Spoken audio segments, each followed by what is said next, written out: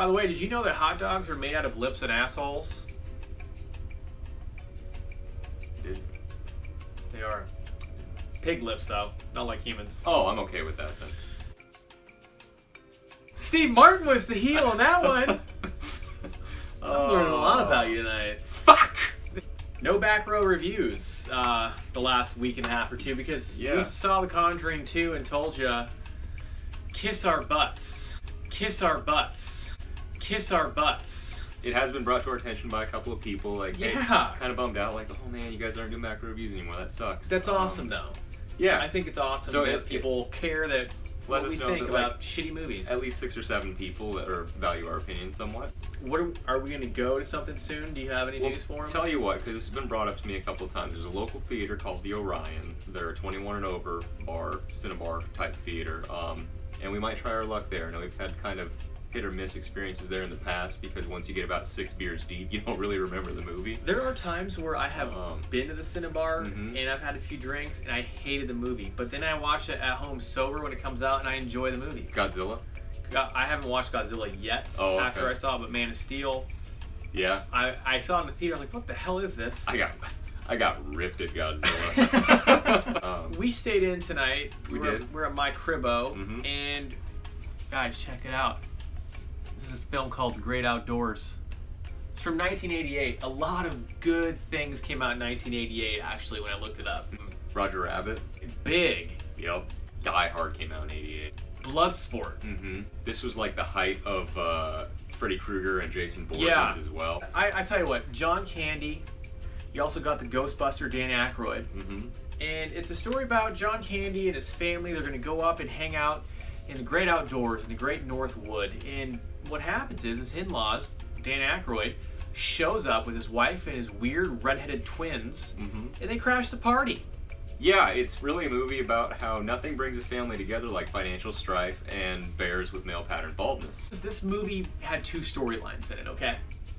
It had what we just said, but it also, John Candy, his oldest son, I thought was like a wannabe Anthony Michael Hall from The Breakfast Club. Yeah, I can see that. Same hair, same shades. Same style. He was gaming this girl so hard. He's playing pool one night, and his pool cue goes between her butt cheeks, and this is PG. This is a PG movie. And I'll tell you what, I can't count on 3 hands the amount of times they said shit and asshole in this movie too. You're right. A chick that plays pool and smokes cigarettes, I'll tell you what. It's a badass.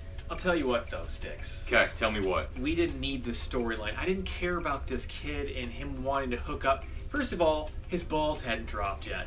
So all he's going to do is just make out with this chick. It's not like he's going to hit a home run.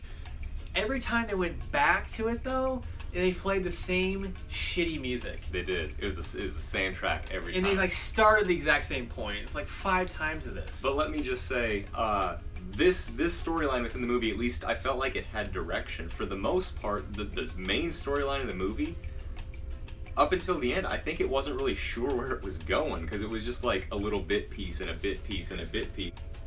I felt like the story was a bit directionless. You know what? I hate to do this. Boom! But I agreed with Sticks. Yeah, and then there's some conflict there at the end that kind of brings them together, and they tie in other bits of things that have been shown to you throughout the movie. You're like, oh, I remember that lamp that was also a shotgun that they commented on 5 minutes into the movie. I enjoyed, there was one part with John Candy when he was telling this horror story about a bear. And it was a fun story. I felt like I was in this circle in the cabin while he's going around and doing his thing. But this bear at the end, great practical effects. Really was. I mean, this bear was bald. Like, they held this bear down and shaved its head, and it looked disturbing. Bears... It was a big bear. Hairless bears are disturbing. If you haven't seen them, Google it. Do you recommend that these guys out here watch Great Outdoors? I feel like Great Outdoors is a classic. Not the best film of '88, not the best comedy of the '80s by a long shot, but I'd give it a watch. No, in terms of the other John Candy movies, I'd probably reach for one of those first before I watch this one again. Planes, Trains, Uncle Buck. I think those are better. I feel like John Candy works better as kind of a heel in a film. No? What ones has he been a heel in? Planes, Trains, and Automobiles. Dylan Griffith is not he's not a heel. So yeah, definitely check this out at some point in your life. I think it's a great summertime film. You own it. You recommend that they see it. Should they own it? Check it out. Should they buy it? Nah, you don't need to buy it. It's worth watching. It is Definitely. worth watching and saying, hey, little piece of cinema from the 80s. I just personally enjoy owning some John Candy in my library. Nothing wrong with that. Nothing it's wrong kind of with respect for the man. that. You got a grade for it? A C plus. Okay. C plus. I was thinking C, average, right down the middle. The first raccoon scene was the best, and then I felt like they started to lean on him a little bit. But You only need one raccoon scene.